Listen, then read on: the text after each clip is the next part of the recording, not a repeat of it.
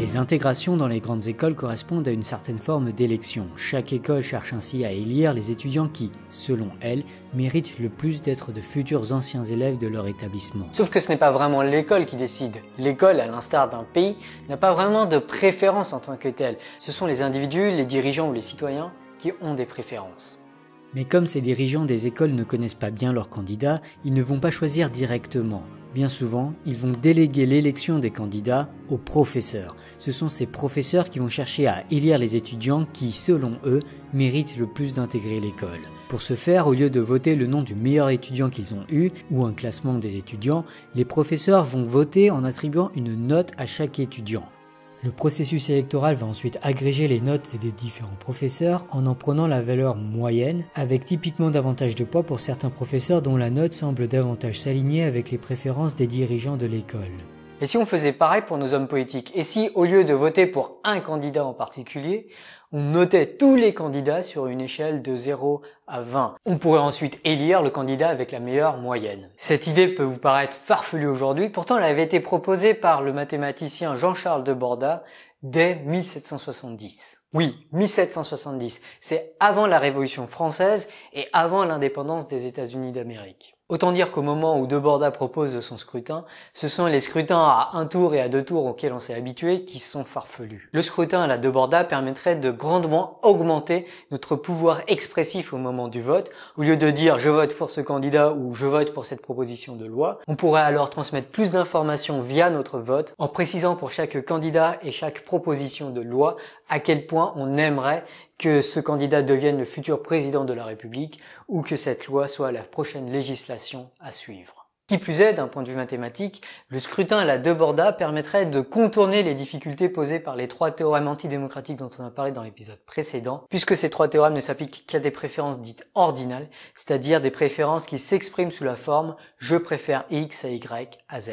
En particulier, le théorème d'Arrow ne s'applique désormais plus. Il devient maintenant possible d'agréger des préférences individuelles en une préférence de groupe en satisfaisant l'unanimité et l'indépendance aux alternatives non pertinentes. Super, notons nos candidats donc. Pas si vite, il y a une raison pour laquelle on n'utilise pas déjà le scrutin de Borda. Après tout, il n'est pas nouveau, il a été inventé en 1770. Le scrutin par notation a été vivement critiqué, à juste titre, par le véritable némésis de Borda, à savoir le marquis de Condorcet, dont on parlera dans le prochain épisode. Pour commencer, il y a le problème de l'échelle des notes. On a tous notre façon de mettre des notes, et du coup, les notes d'un électeur ne seront pas forcément comparables aux notes d'un autre électeur. Un 10 sur 20 au concours de l'ENS n'est pas vraiment comparable à un 10 sur 20 à l'examen de la JAPD. Une façon naïve de corriger ces problèmes d'échelle consisterait à normaliser les notes d'un électeur de sorte que la note moyenne donnée par un électeur soit égale à 10 et que l'écart type soit égal à 5. Mais du coup, quand il y a peu de candidats, cette normalisation va dépendre de l'ensemble des candidats qui se sont présentés. Autrement dit, on va perdre l'indépendance aux alternatives non pertinentes. Et puis dans le cas des professeurs, il y a une seconde difficulté qui est une vraie difficulté pour les écoles notamment, qui est le fait que l'ensemble des candidats notés par un professeur diffèrent selon le professeur. Or, la normalisation des notes pour un professeur donné dépend de l'ensemble des candidats qu'il aura à noter. Encore une fois, celui qui a juste la moyenne à l'ENS n'est pas forcément comparable à celui qui a juste la moyenne à l'examen de la JAPD. Bref, agréger des préférences cardinales, c'est-à-dire exprimées sous forme de notes, est en fait bien moins évident que ce que ça peut en avoir l'air. Et on reviendra plus longuement sur cette difficulté majeure plus tard dans notre série sur la démocratie. Mais il y a une critique bien plus fatale au scrutin de Borda, le dilemme du vote utile. Supposons que les sondages montrent que l'élection du plus grand théoricien des jeux de l'histoire se jouera entre de Borda et Condorcet. Et moi, j'ai peut-être envie de mettre 17 sur 20 à de Borda et 19 sur 20 à Condorcet. Oui, j'admire de Borda, mais j'adule Condorcet. Et je veux vraiment que ce soit Condorcet qui devienne le plus grand théoricien des jeux de l'histoire. Du coup, plutôt que voter mes vraies préférences, j'aurais intérêt à complètement les exagérer et à donner typiquement 20 sur 20 à Condorcet et 0 sur 20 à de Borda. Ça serait là un vote utile puisqu'il favoriserait les chances d'élection de Condorcet. Et maintenant, si tout le monde agit de la sorte et vote utile, il faut s'attendre à ce que toutes les notes soient ou bien 20 sur 20 ou bien 0 sur 20. Il n'y a pas trop d'utilité à voter au milieu. Dès lors, les résultats du vote ne reflèteraient pas du tout les préférences cardinales des électeurs. Ils ne reflèteraient que leur vote utile et ça délégitimiserait le résultat de l'élection. Si on utilise le scrutin de Deborda, on encourage l'exagération et la mauvaise foi, et les résultats du vote ne reflèteront pas vraiment les vraies préférences des électeurs. Et c'est pour ça que le scrutin de Deborda, on l'a un peu mis à la poubelle. Mais alors, pourquoi ne pas modifier le système de vote en anticipant les exagérations des électeurs? Voilà qui correspondrait à forcer les électeurs à voter 0 ou 20. Ou dit autrement, ça consisterait à demander à chaque électeur et pour chaque candidat si l'électeur consentit à l'élection du candidat. Le scrutin que je décris là est appelé scrutin par assentiment, on l'appelle aussi scrutin par approbation, et depuis quelques années on l'utilise de plus en plus. En effet, le scrutin par assentiment n'est autre que doodle.com. Ce site est particulièrement utilisé pour élire la date d'une réunion. Les électeurs sont les membres de la réunion et pour chaque date proposée, chaque électeur doit annoncer s'il consentit ou non à la date en question. Je recommande vivement ce scrutin pour prendre des décisions peu importantes. Par exemple, imaginez que vous soyez entre amis et qu'il vous faut décider entre le cinéma, le billard et le bowling. Eh bien, proposez chaque alternative et comptez le nombre de vos amis qui consentent à chacune des alternatives.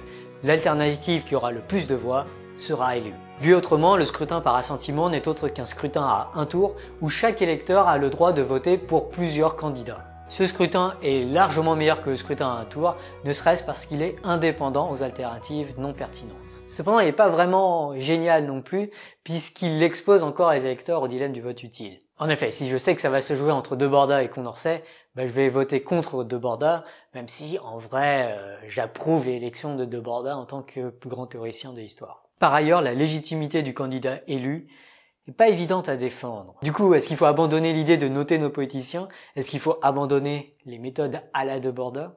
Peut-être pas.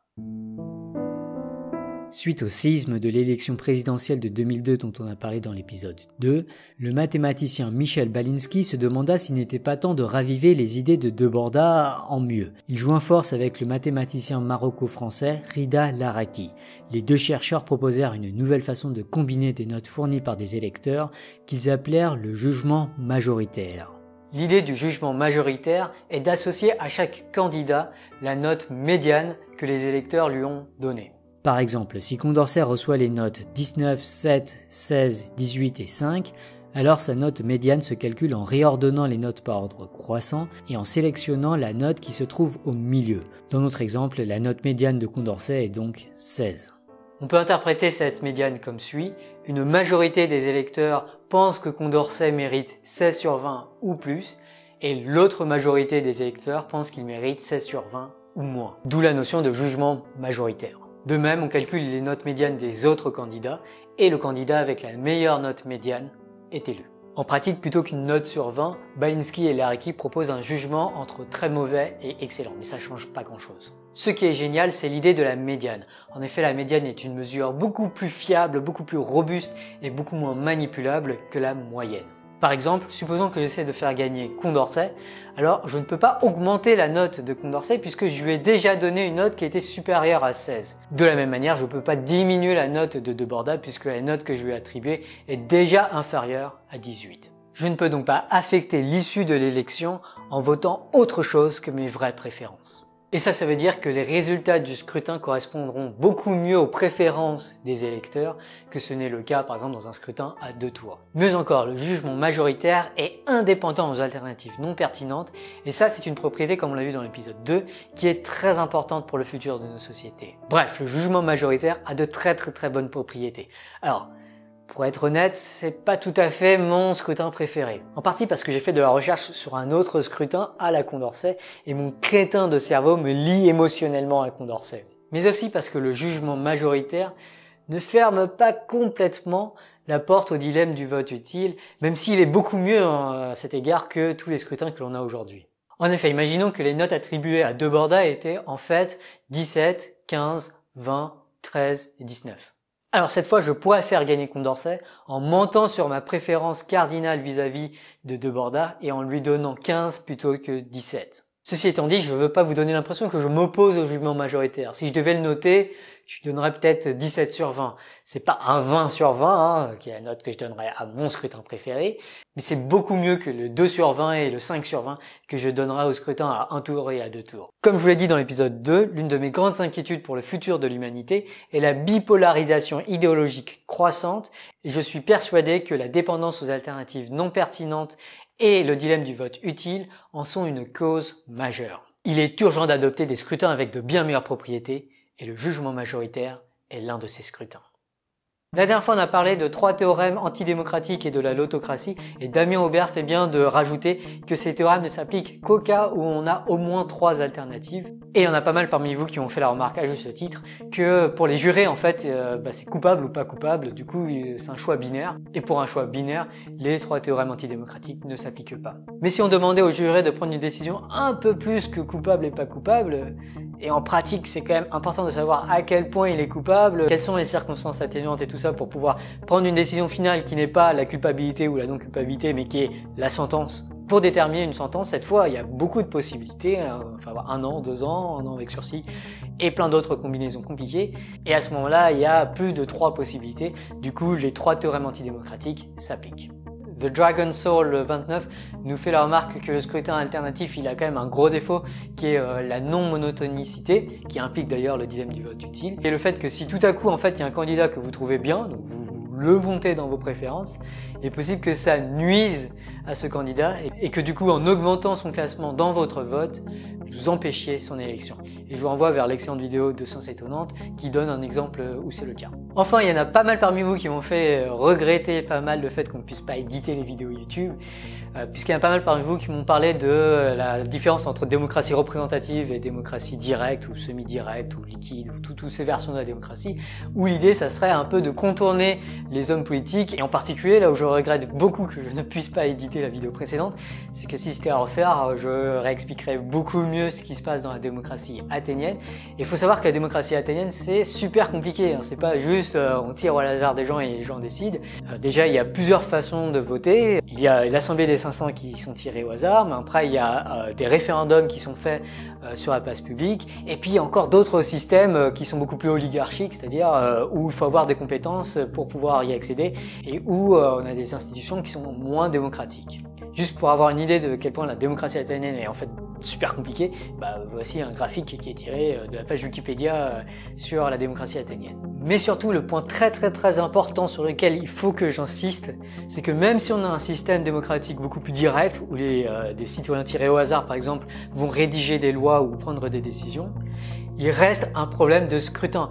En particulier, soit vous avez très peu de gens qui sont chargés d'écrire les lois, du coup il y a moins de problèmes de scrutin, mais du coup il va y avoir plus d'aléatoires, puisque les lois qui vont être rédigées vont dépendre de moins de personnes. Soit vous essayez d'avoir une assemblée de personnes tirées au hasard qui représentent mieux les différentes préférences de tout le peuple, et à ce moment-là, si vous avez 10 personnes qui commençaient à interagir pour écrire la loi, il y a un vrai problème de scrutin qui s'oppose. En particulier, dès que vous commencez à mettre beaucoup de personnes qui doivent travailler sur une même loi, ça va devenir très difficile d'aboutir à un consensus où tout le monde est d'accord sur une loi à implémenter. Et du coup, il va falloir faire des compromis, et la façon de faire des compromis, c'est un problème de scrutin. Plus généralement, le scrutin, c'est pas juste aller aux urnes pour élire un président. Le problème du scrutin, de façon très générale, c'est on a plusieurs personnes, et on doit prendre une décision qui s'applique à toutes ces personnes, à tout l'électorat, quel que soit l'électorat en question. Et ce problème, vous le retrouvez partout dès qu'il y a plusieurs personnes qui doivent s'organiser pour coopérer ensemble. L'une des raisons, on préfère se tourner vers quelques dirigeants qui commandent, qui prennent les décisions de façon un peu plus dictatoriale, c'est à mon sens en partie à cause de la difficulté à prendre des décisions collectives que soulignent les 3 théorèmes antidémocratiques. Donc voilà, je sais que les démocraties directes gagnent de plus en plus en popularité. Notamment, il y a un documentaire que je vous invite à voir sur le sujet. Cependant, je trouve que le documentaire prend largement parti pour une démocratie beaucoup plus directe ou participative. Et à mon sens, le documentaire n'est pas du tout assez critique sur les problèmes que pose la démocratie beaucoup plus directe, beaucoup plus participative. Notamment, à la fin, il faut quand même arriver à créer des lois qui conviennent à tout le peuple. Et c'est quelque chose qui reste difficile si on prend des gens au hasard pour faire une assemblée.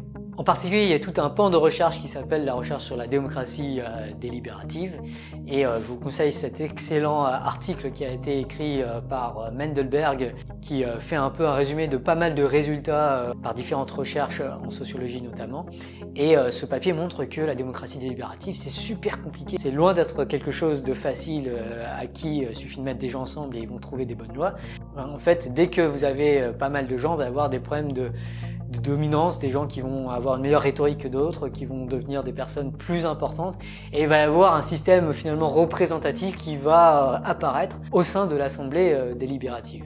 Et je passe aussi sous silence des problèmes vis-à-vis de majorité versus minorité, c'est vraiment pas facile à régler. Je vous recommande vraiment la lecture de cet article. Si vous êtes persuadé que la démocratie participative délibérative directe est la solution à tous nos problèmes, cet article va vous montrer qu'en fait c'est beaucoup moins évident que ça peut en avoir l'air. Il y a un excellent commentaire de Yann Descombaz que je vous invite à lire, qui parle un peu plus du système qui est utilisé en Suisse et de ses limites. En particulier, il y a des décisions à prendre à l'échelle de tout le pays, des décisions sur l'économie, sur des lois du travail ou des choses qui sont beaucoup plus complexes, qui sont beaucoup moins évidentes à traiter via des démocraties directes. Notamment parce que bien souvent c'est pas juste oui ou non, c'est des trucs beaucoup plus compliqués, il y a beaucoup de possibilités et à ce moment-là, les trois théorèmes antidémocratiques s'appliquent. Hey, j'espère que vous avez aimé cet épisode, je vous invite vraiment à réfléchir à ce scrutin majoritaire et plus généralement au scrutin, de voir vraiment que le problème du scrutin est un vrai problème fondamental qui est le problème de comment prendre des décisions à plusieurs, pour plusieurs, et de façon à tenir en compte des préférences de chacun d'entre nous. Comme vous l'avez compris, j'ai un gros faible pour un autre scrutin, et cet autre scrutin, c'est ce dont on parlera dans le prochain épisode, qui est le scrutin de Condorcet dit randomisé. Si vous avez aimé cet épisode, pensez à le liker, à le commenter, à le partager, pensez à vous abonner pour ne pas manquer les futurs épisodes. Merci aux tipeurs pour leur don, et j'espère vraiment que pour le prochain épisode qui parlera de mon scrutin préféré, vous serez là. Chaque candidat est jugé individuellement sur son mérite personnel, indépendamment des autres. Et donc on n'a pas le problème des petites candidatures qui vont influencer l'issue du scrutin. Ici, s'il y a plus de petites candidatures, ça ne va pas changer la mention majoritaire qu'un candidat va recevoir. Donc pourquoi le jugement majoritaire? Il évite les paradoxes et élit le candidat le plus consensuel qui est le mieux évalué par les électeurs.